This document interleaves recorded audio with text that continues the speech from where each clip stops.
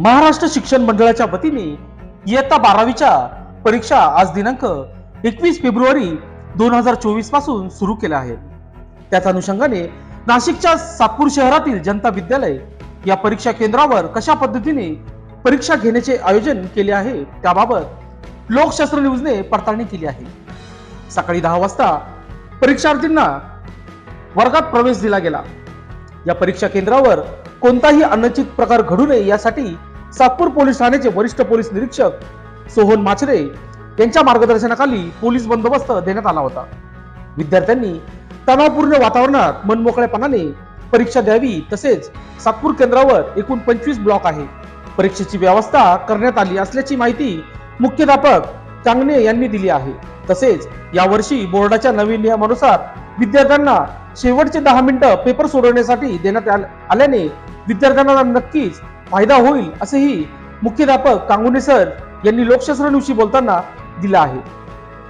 नमस्कार, आजपासून इयत्ता 12वीची परीक्षा सुरू झालेली आहे आणि संपूर्ण व्यवस्था आम्ही बोर्डाच्या नियमाप्रमाणे या ठिकाणी केलेली आहे।